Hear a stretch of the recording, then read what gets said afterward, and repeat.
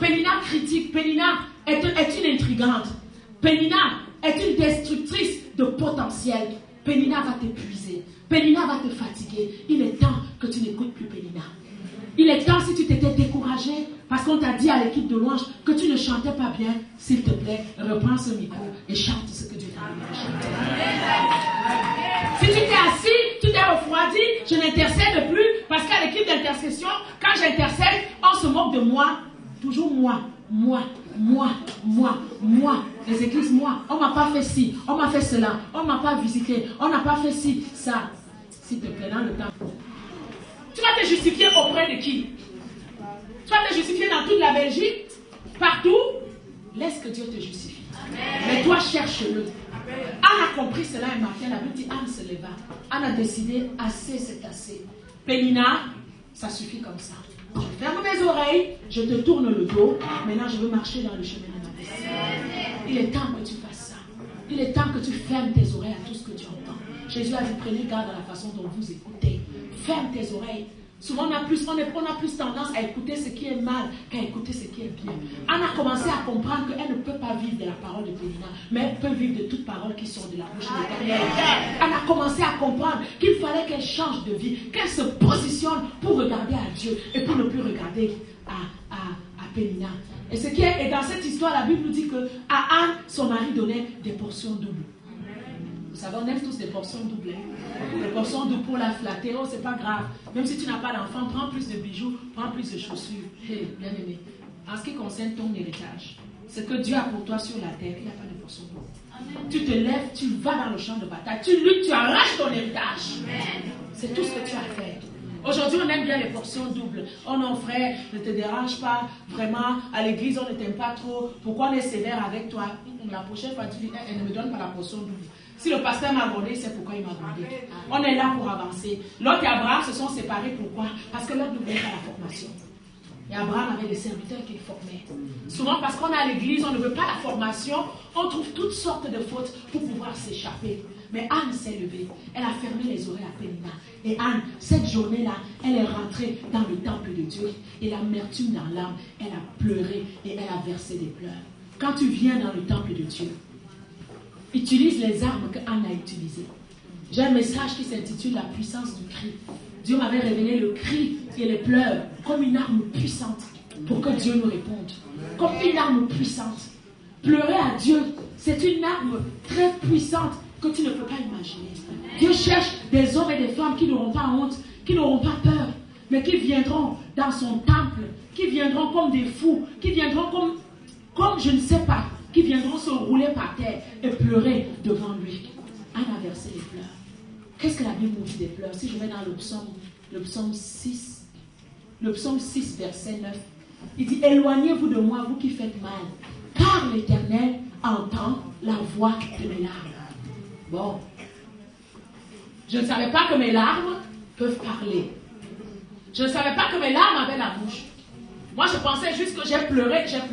Je ne savais pas que chaque larme qui tombe, elle va devant Dieu et elle donne le message de mon état. Et elle donne le message de ma détresse. Mais il dit, l'Éternel entend la voix de mes larmes. Dieu seul sait décoder. Et il peut décoder tes larmes. Donc, pleure devant le Seigneur autant que tu peux. Quand ce qui concerne ton héritage, n'abandonne jamais.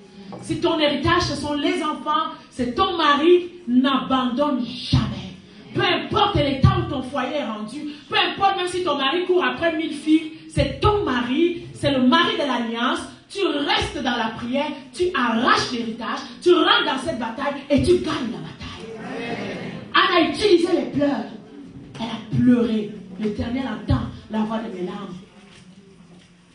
Et je vais lire le psaume 56, verset 9. Il dit, recueille mes larmes dans ton outre. Ne sont-elles pas inscrites dans ton livre? Bon, je m'arrête ici. Donc si je comprends bien, ça veut dire qu'au ciel, Dieu a une bouteille, n'est-ce pas? Recueille mes larmes dans ton outre. Donc quand je pleure, mes larmes se sont évaporées. Mais non, mes larmes ne se sont pas évaporées. Il y a une bouteille. J'imagine qu'il y a mon nom dessus. Où chaque gouttelette de mes larmes rentre dans cette outre-là. Elle rentre, elle monte. Et j'imagine que de temps en temps, le Seigneur doit se balader et venir regarder le niveau. Quand il voit ça, il dit, oh Mireille, écoute, hein, tu peux encore endurer. Laisse-moi aller secourir ceux dans la bouteille déjà. Et j'imagine que quelques temps après, il revient encore. Oups, ah ben ça va vite alors, la bouteille est déjà là. Ah ben oui que ça va vite, j'ai tellement de problèmes, Seigneur, au secours. Bon, ça peut encore aller de toutes les façons. Tu ne subiras pas de tentation de tes forces. Zoom, je m'avais d'abord secouru celui dont la bouteille est déjà pleine. J'imagine qu'à un moment il vient et la bouteille est pleine.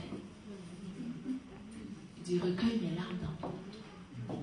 Et cette bouteille crie, parce que mes larmes crient. Et là, le Seigneur dit, il est temps d'agir. Parce que là où elle est pleine, une goutte de plus, il y aura inondation ici. Je ne veux pas d'inondation. Parce que des milliards de bouteilles qui doivent être devant lui, imaginez si chaque bouteille débordait. Je ne savais pas que mes larmes étaient si puissantes. Je ne savais pas. Dans le livre de Malachie, je pensais que dans ce livre étaient juste écrites mes actions bonnes et mauvaises. Mais ici, j'apprends que même mes larmes, ils sont écrites. Alléluia. Bien-aimés, la bénédiction de Dieu. Souvent, ce n'est pas nous qui avons écrit cette Bible, mais souvent nous voulons faire comme si on a écrit jusqu'à...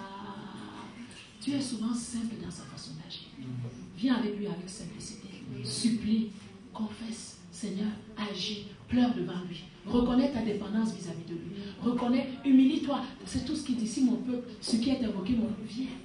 S'humilie, cherche ma face. Anne a compris que dans la maison avec Pénina, toutes les bagarres, elle n'aurait jamais la solution. Chaque bagarre l'éloignait de plus en plus de Dieu. Parce que chaque bagarre creusait encore plus profond l'amertume qu'elle avait dans le cœur. Anne s'est levée un matin. Elle est entrée dans le temple. Et Anne a commencé à pleurer. Elle a dit au Seigneur, elle a fait un vœu. Si tu daignes regarder l'affliction, si tu te souviens, mais remarque bien ici, Anne commence à s'appeler ta servante. Les provocations de Pénina, le but de Pénina était qu'Anne ne réalise même pas qu'elle était la servante de Dieu. Vous savez, souvent quand tu as tellement souffert dans tes épreuves, dans tes injures, dans les humiliations, ça vient comme altérer ton identité.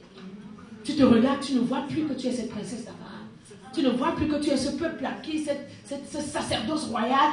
Tu vois juste que tu es une femme stérile, tu es une femme abandonnée, tu es une femme rejetée. Son identité dans la maison avec Pénina avait totalement changé.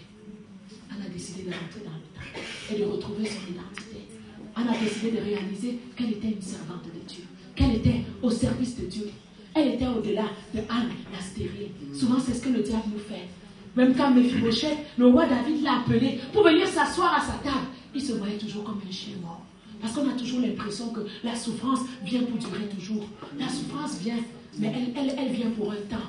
La vallée de l'ombre de la mort, la Bible dit que lorsque je traverse, pas lorsque je m'assois, pas je construis ma maison, je construis mon immeuble dans la vallée de l'ombre de la mort, je la traverse. Je passe. Même si elle est longue comme ça, mais je la traverse. Je ne stationne pas là-dedans, je la traverse. L'identité avait changé. Pourquoi? Parce que les situations vont vouloir te donner des noms. Les situations ont des messages à te donner. Le message que Dieu n'est pas là. Le message que Dieu a abandonné les autres. Moi, je suis à l'église depuis 10 ans. Cette sœur est arrivée à peine un an. Elle s'est mariée. Tu penses toujours que l'herbe est verte chez le voisin. Et si tu t'approches bien du jardin du voisin, tu verras que l'herbe n'est pas si verte que ça. C'est le reflet de l'ampoule beige mélangé avec le peu de vin qui restait de l'herbe qui donne l'impression que l'herbe est verte. Je dis toujours, nos maisons, là, si tu enlèves les toits de chaque maison, les maisons vont crier. Anne souffrait de ce complexe d'infériorité. Et beaucoup nous souffrons aujourd'hui de ça parce que c'est un des buts de Pénina. Mais Mephibosheth, malgré que la table du roi était là, il se voyait toujours comme un chien mort. Brise les limitations qui viennent de ton cœur. Ton environnement va toujours essayer de te limiter. Ton environnement va toujours essayer de te rabaisser. Mais la plus grande limitation, celle qui est assez puissante qui peut te détruire, c'est celle que tu vas permettre dans ton cœur. C'est pour ça que la Bible dit, garde ton cœur plus que toute autre chose. Car de ton cœur viennent les limites de la vie. C'est ce que tu vas autoriser dans ton cœur qui sera capable de t'impacter et de t'influencer. Ce que tu refuseras dans ton cœur ne sera pas capable de t'établir. Quand tu sais qui tu es, ce à quoi le Seigneur a appelé, tu te tiens et tu t'assois dessus. Tu ne peux pas t'énumérer toutes les stratégies que l'ennemi a utilisées pour me convaincre que je n'étais pas appelé. Même avec les serviteurs de Dieu. Des gens qui sont venus, je suis serviteur, voici dit, ainsi parle l'Éternel. Il dit, mon cher, tu es arrivé trop tard. Il m'a parlé avant toi.